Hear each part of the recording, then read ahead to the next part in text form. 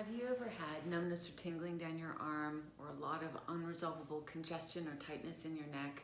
Maybe you had aching into your shoulder blade or behind it. You can't quite figure out what's going on. Maybe you think you have tennis elbow or golfer's elbow, basically the same thing. Maybe it's carpal tunnel. Maybe there's something wrong with your hand. Maybe it's coming from your neck, or maybe you've never even thought of that as a possibility. I'm here to help. 4 ways you know that you might have a pinched nerve or some imbalance. Pain down your arm is our obvious number one. Any kind of pain down your arm, especially if you sense that it is traveling down your arm, we should be suspect of coming from your neck. It's a possibility.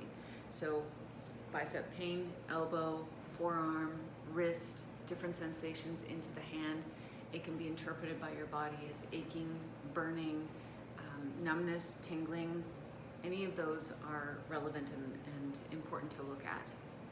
Number 2 is aching into the shoulder blade or into the shoulder. It may seem unrelated, but definitely a possibility.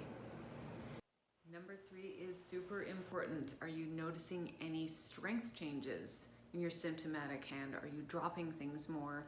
Is your hand aching as you're writing, etc.? Is it not working the way it used to? Or even more significantly, are you finding strength differential, like as a before and after shot kind of thing, in both of your hands? That definitely is more of an indication that it might be coming from your neck. And problems in the neck, in your vertebra and in your nerves, left to their own devices over time, if there is an impingement that is significant enough, can cause permanent nerve damage.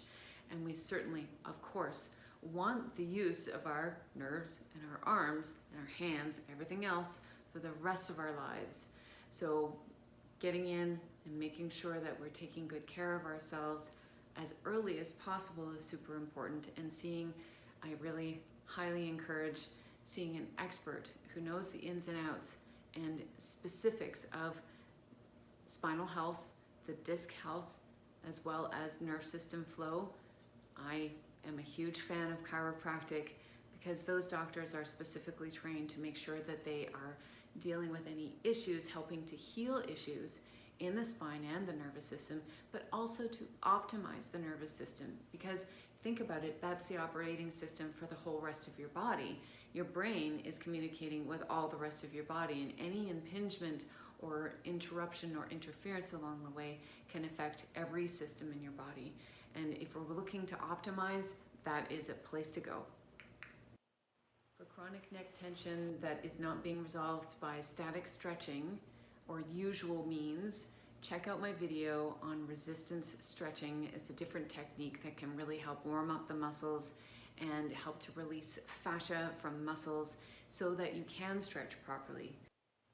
I'll do my best to be quick about the causes of these issues so that we can get to the end, because I could just about hear some of you saying, just tell me what to do, Gerber, let's get to the end part.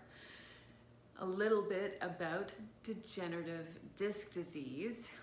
It is prevalent in our society, considering all the digital use, all of our devices, all the sitting, all the commuting, and the unnatural patterns that we have. We aren't out moving around as we should. This is our little handy spine model. Healthy disc all the way through the degeneration process to extremely unhealthy disc. We need proper movement in between. Every vertebra is a joint with another vertebra. Each of these joints needs to move. It needs to have circulation and blood and oxygen and all the different things that makes it healthy.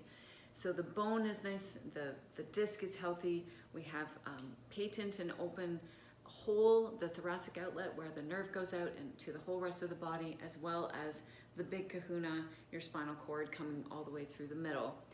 As we have unnatural movement patterns, our bones can get a little bit stuck. We don't really think about it because they're in our back and we don't see them, and there's no way of kind of knowing until you go to somebody who can palpate and assess you and put you through different ranges of motion to find out that maybe there are some imbalances in how your body is moving and maybe some interference in your nerve system. So the bone gets a little less healthy, the disc is a little less plump, healthy, and it's not cushioning you the way it should. It can affect how the nerves are flowing to the rest of your body. It's really hard to create a model that would show you the incredible complexity of the whole system. But this is a good one for the degeneration. We start to grow osteophytes. This is something that happens when your body is trying to protect itself, when your bones are not moving properly, and the bones in your spine, or bones anywhere in your body. If you didn't move your elbow for 6 months, this is what happened. This is like a process that would happen in your elbow, where your body says, I'm going to grow some extra bone so I can protect whatever's underneath it. So our body is trying to protect, I have these in the wrong order, trying to protect the disc that's so important to cushion between the bones. But those little shards and sharp bits of bones can start to really affect the quality of the bone and the ability for the disc to actually cushion. It also starts to affect the hole where the nerves come out, and the nerve isn't working as well. And then it comes all the way down to something that is really not movable anymore, and it can really cause a lot of pain and dysfunction in the whole body. And while we can't reverse the changes that are happening on this end of the scale, we can always improve function. So that's a super important and hopeful thing to remember. Another cause is injury. It can be an acute injury that you really noticed, or it can be something more subtle and repetitive that can cause inflammation over time, and it is something that you don't really kind of connect the dots about. If you're in a motor vehicle accident and the most prevalent symptom was like something like low back pain, or maybe you fell and sprained your ankle and your focus is on your ankle, you still impacted your entire body, including your neck. Any kind of whiplash, if you fell downstairs or something like that, your neck is affected. And whatever the results are, it might not be something that you notice, but something worth considering taking a look at. Although there are many causes, the last cause I'm going to talk about is inflammation. It's a bit of a tricky concept sometimes to remember that inflammation is not necessarily something that happened at a site. It doesn't necessarily show up as a bruise or a big welt or something that seems particularly inflamed, but it can be a systemic issue. It can come from many different ways. Stress, I'm going to be doing a video on stress, which I will attach here when I have that ready for you, is incredibly important to understand how to manage it in your life. And it can come from our nutritional choices or additives or things we're not aware of. So taking a look at how we can manage inflammation is important, but repetitive strain it's such a huge cause when we're talking about device use and different postures that we adopt. That's one of the reasons why I talk so much about posture correction. Postural strain is so detrimental to our health. It really puts a strain on. It's kind of like taking a heavy bag of groceries and carrying it out here. It definitely puts a lot more strain on every joint in your body when you have your head, which is 10 to 12 pounds, out in front where it shouldn't be, and really taking a look at how we can kind of bring that all into alignment with how our physics works within our body, in terms of how we can age gracefully and avoid impinged nerves and all the different things that can complicate life. That's where I'm going with this. That's where we want to focus, and that's why I'm so passionate. Nerve flossing or gliding or sliding is like, if you can imagine, you take a piece of dental floss and you're pulling it through your teeth. You don't want to stretch a nerve. You can stretch muscles and a whole bunch of different tissues, but nerves really don't like that. So you want to find ways to slide the nerve through possibly inflamed or sort of stuck tissues, especially in the shoulder and different larger joints like the hips and low back and in the neck. There are lots of different muscles, tendons, tissues going in different directions. So we want to sort of ease the nerve through. The first one is specifically for median nerve. You're going to bring your shoulder down and extend the hand So you're bringing your fingers up towards the ceiling, and bring your hand out as far as you need to go so that you're feeling a fairly, a little bit of a stretch in your arm just to start with, and you're pushing the palm of your hand towards the floor. And to let off the tension, so right now we're stretching the nerve a little bit, let off the tension by bringing your head towards it. And then as we're going to bring our palm forward, you're going to bring your head away. Slow and smooth, always. Paying attention to, if it causes symptoms, stop. If it makes a symptom worse, stop. If it causes a new symptom, stop. And maybe play around with, you don't have to go in, such a large range of motion. You can still get some benefit, and it's just a smaller range of motion. So ideally, you would do this through the day. You would work out between 5 and 10 repetitions. Always do both sides.